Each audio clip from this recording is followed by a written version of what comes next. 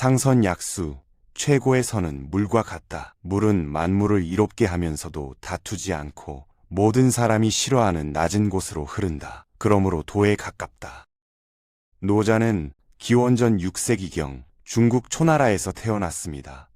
본명은 이이이고 자는 담이었으며 시호는 노담이라고 합니다. 사마천의 사기에 따르면 그는 주나라의 수장실, 즉 도서관과 기록보관소의 관리인으로 일했다고 전해집니다. 당시는 춘추시대로 중국 역사상 가장 혼란스러운 시기 중 하나였습니다. 각국은 패권을 다투며 끊임없이 전쟁을 벌였고 백성들은 고통받았습니다. 이런 혼란의 시대에 노자는 전혀 다른 길을 제시했습니다. 힘으로 다투지 말고 부드러움으로 이기라. 높은 곳을 추구하지 말고 낮은 곳으로 흘러가라. 당시로서는 이해하기 어려운 가르침이었습니다. 천하의 물보다 부드럽고 약한 것은 없지만 단단하고 강한 것을 공격함에 있어 물을 이길 수 있는 것이 없다. 당시 사람들은 강한 군대와 높은 성벽이 나라를 지킨다고 믿었습니다. 더 날카로운 칼, 더 튼튼한 갑옷, 더 많은 병사가 승리를 가져온다고 생각했습니다. 하지만 노자는 물을 보았습니다. 부드럽고 약해 보이지만 시간이 지나면 바위도 뚫고 산도 깎아내는 물의 힘을 발견했습니다. 노자가 살던 시대, 제후들은 서로 더 높은 지위를 차지하려 다투었습니다. 더 많은 영토, 더 큰 권력, 더 화려한 궁전을 원했습니다. 신하들은 왕의 총애를 받으려 경쟁했고 백성들은 더 나은 신분을 얻으려 애썼습니다. 모두가 위를 향해 달려가는 세상이었습니다. 천하의 계곡이 되려면 스스로 낮추어야 한다. 노자는 도서관에서 수많은 책을 읽고 역사를 연구했지만 그보다 더 중요한 스승이 있었습니다. 바로 자연이었습니다. 그는 자연을 관찰했습니다. 모든 물이 계곡으로 모여드는 것을 보았습니다. 산꼭대기에는 물이 고이지 않지만 계곡에는 물이 넘쳐났습니다. 이유는 간단했습니다. 계곡이 가장 낮은 곳이었기 때문입니다. 성인은 백성 위에 서고자 할 때 반드시 말로써 자신을 낮추고 백성 앞에 서고자 할 때 반드시 몸을 뒤로 한다. 노자 당시 통치자들은 높은 곳에서 백성을 내려다보았습니다. 화려한 옷을 입고 권위를 내세웠습니다. 백성들에게 복종을 요구했습니다. 하지만 노자가 제시한 리더십은 정반대였습니다. 진정으로 백성 위에 서고 싶다면 먼저 자신을 낮추라. 앞에 서고 싶다면 뒤로 물러나라. 전설에 따르면 노자는 말년에 주나라 왕실이 점점 쇠퇴하는 것을 지켜보았습니다. 예법은 무너지고 도덕은 타락했으며 권력 다툼만 계속되었습니다. 실망한 노자는 이 혼란한 세상을 떠나기로 결심했습니다. 소를 타고 서쪽으로 향했습니다. 함곡관이라는 관문에 도착했을 때 관문직이 윤희가 그를 알아보았습니다. 윤희는 노자의 명성을 들어 알고 있었습니다.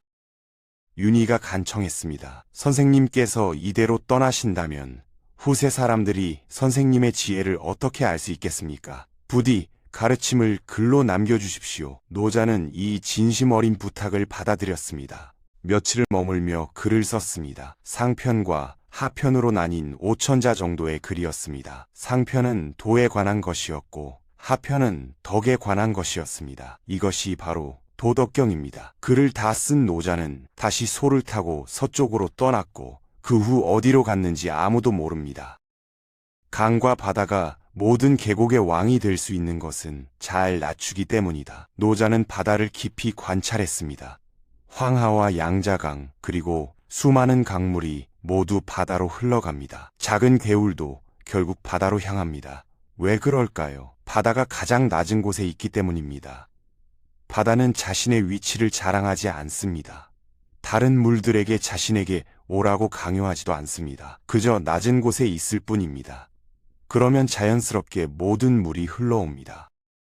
귀한 것은 천한 것을 근본으로 삼고 높은 것은 낮은 것을 기초로 삼는다. 이것은 단순한 비유가 아니었습니다. 노자는 실제로 우주의 원리를 말하고 있었습니다. 가장 높은 산도 땅에서 시작됩니다. 가장 큰 나무도 작은 씨앗에서 자랍니다. 하늘을 찌를 듯한 건물도 땅속 깊은 곳의 기초에서 시작됩니다. 낮은 것 없이 높은 것은 존재할 수 없습니다.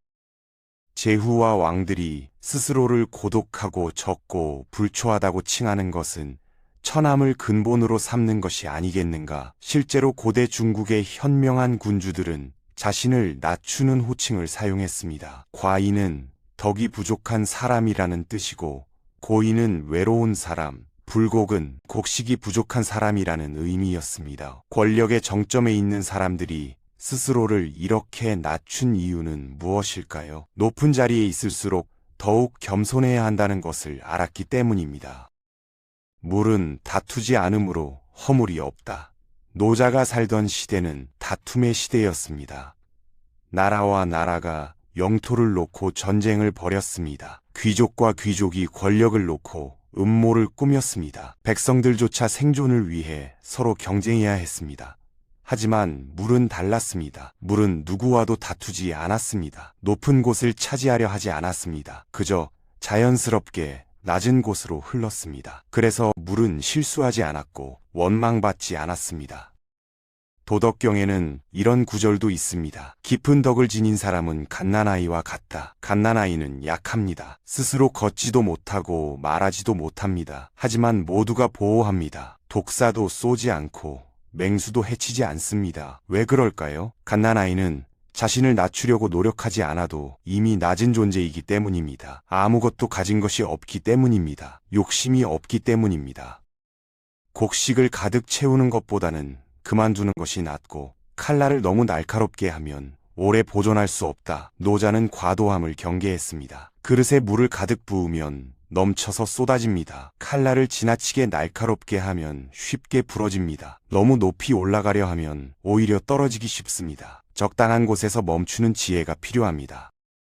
금과 옥이 집에 가득하면 지킬 수 없다. 부귀하여 교만하면 스스로 허물을 남긴다. 당시 제후들은 재물을 쌓고 권력을 키웠습니다. 더 많이 가질수록 더 안전하다고 생각했습니다. 하지만 노자는 경고했습니다. 너무 많이 쌓으면 지키기 어렵다. 너무 높이 올라가면 떨어지기 쉽다. 부귀영화에 교만해지면 스스로 화를 부른다. 공을 이루고 몸을 물러나는 것이 하늘의 도다. 노자의 이상적인 삶은 이것이었습니다. 무언가를 이루었을 때 그 자리에 집착하지 않는 것, 자랑하지 않고 조용히 물러나는 것, 마치 봄이 만물을 키운 후 여름에게 자리를 내어주듯이, 가을이 풍성한 결실을 맺은 후 겨울에게 자리를 내어주듯이 자연스럽게 흘러가는 것입니다. 사기에는 흥미로운 기록이 있습니다. 공자가 노자를 찾아갔다는 이야기입니다. 당시 공자는 30대의 젊은 학자였고 노자는 이미 나이가 많았습니다. 공자는 주나라의 예법에 대해 물으려 했습니다. 노자는 말했습니다. 당신이 말하는 성인들은 이미 뼈까지 썩었고 그들의 말만 남았을 뿐이다. 때가 되면 군자는 벼슬 하고 때가 아니면 떠돌 뿐이다. 또한 노자는 공자에게 교만과 욕심을 버리라고 충고했습니다. 공자는 돌아와서 제자들에게 말했습니다. 새는 날 수 있고 물고기는 헤엄칠 수 있으며 짐승은 달릴 수 있으니 우리가 잡을 수 있다. 하지만 용이 바람과 구름을 타고 하늘로 오르는 것은 알 수가 없다. 오늘 내가 만난 노자는 용과 같은 분이다. 처하기 좋은 곳은 땅이요, 마음은 깊은 연못 같아야 한다. 노자는 구체적인 삶의 방식을 제시했습니다. 살 곳을 정할 때는 낮은 곳을 선택하라. 마음을 가질 때는 깊은 연못처럼 고요하고 깊게 가지라. 남과 사귈 때는 진심으로 사귀라. 말할 때는 신중하게 하라. 일할 때는 능력껏 하라. 움직일 때는 때를 맞추어 하라.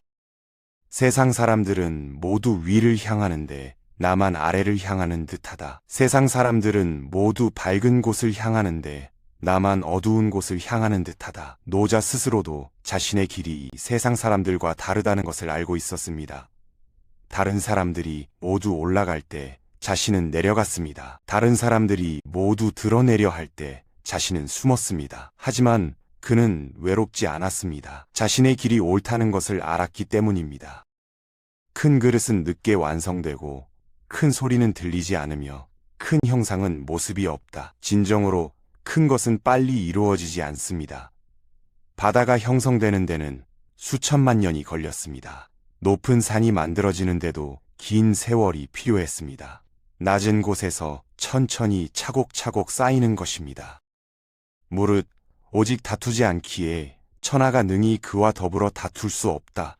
이것이 노자 철학의 역설입니다. 경쟁하지 않기에 이길 수 있습니다. 높이 올라가지 않기에 떨어지지 않습니다. 자랑하지 않기에 인정받습니다. 드러내지 않기에 빛이 납니다. 노자는 도덕경을 쓴 후 서쪽으로 떠났고 그 후 소식이 없었다고 합니다. 어디로 갔는지, 언제 어떻게 생을 마감했는지 아무도 모릅니다. 어떤 이들은 인도로 갔다고 하고 어떤 이들은 서역의 어느 산속에서 조용히 살았다고 합니다. 확실한 것은 아무것도 없습니다.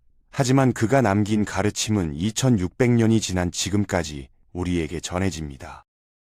강한 것은 죽음에 속하고 부드러운 것은 삶에 속한다. 나무를 보십시오. 살아있을 때는 부드럽고 유연합니다. 바람이 불면 흔들리고 휘어집니다. 하지만 죽으면 단단하고 뻣뻣해집니다. 조금만 힘을 주면 꺾입니다. 사람도 마찬가지입니다. 살아있을 때는 몸이 부드럽지만 죽으면 굳어집니다. 천하의 부드러운 것이 천하의 단단한 것을 달린다. 물은 바위를 뚫습니다. 하루 이틀 만에 뚫는 것이 아닙니다. 수천 년, 수만 년에 걸쳐 조금씩 조금씩 깎아냅니다. 바람은 산을 깎습니다. 한 번에 무너뜨리는 것이 아닙니다. 오랜 세월 동안 조금씩 조금씩 깎아내립니다. 부드럽지만 끈질기게 오래가면 단단한 것도 이깁니다. 돈은 항상 무의하지만 하지 못하는 것이 없다. 노자의 무의는 아무것도 하지 않는다는 뜻이 아닙니다. 억지로 하지 않는다는 의미입니다. 자연의 흐름에 거스르지 않고 따르는 것입니다. 물이 흐르듯 바람이 부는 대로 구름이 가는 대로 자연스럽게 사는 것입니다. 비우지 않으면 새로운 것을 담을 수 없다. 높은 곳은 이미 가득 차 있습니다. 더 이상 무엇을 받을 수 없습니다. 하지만 낮은 곳은 비어 있습니다. 언제든 새로운 것을 받을 준비가 되어 있습니다. 그릇도 마찬가지입니다. 가득 찬 그릇에는 더 이상 담을 수 없지만 빈 그릇에는 무엇이든 담을 수 있습니다. 성인은 쌓아두지 않는다. 남을 위해 쓸수록 자신은 더욱 풍족해지고 남에게 줄수록 자신은 더욱 많아진다. 이것이 노자가 말하는 낮은 곳의 풍요입니다. 움켜쥘수록 손에서 빠져나가지만 펼칠수록 더 많이 얻게 됩니다. 천하의 만물은 유에서 생기고 유는 무에서 생긴다. 모든 것은 없음에서 시작됩니다. 빈 공간이 있어야 무언가를 만들 수 있습니다. 낮은 곳이 있어야 물이 모일 수 있습니다.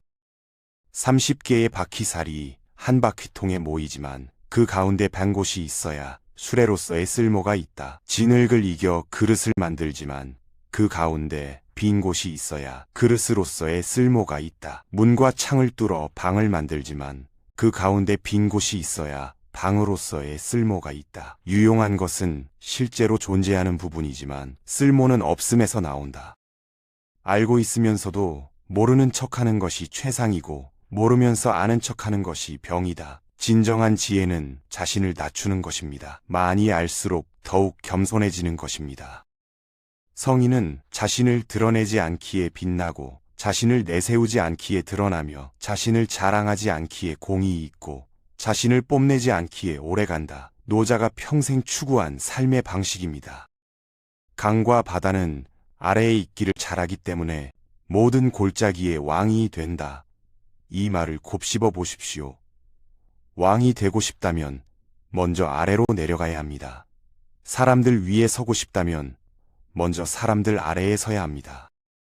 여러분, 노자가 2600년 전에 전한 이 메시지는 오늘날 더욱 절실합니다. 우리는 끊임없이 경쟁하는 시대를 살고 있습니다. 더 높은 곳을 향해 달려가고 더 많이 가지려 하고 더 빨리 이루려 합니다. 하지만 노자는 말합니다. 멈추라고, 내려가라고, 비우라고, 천천히 가라고. 모두가 위로 올라가려는 시대에 우리는 물의 지혜를 기억해야 합니다. 가장 낮은 곳으로 흘러가는 용기, 그것이 진정한 강함입니다. 감사합니다.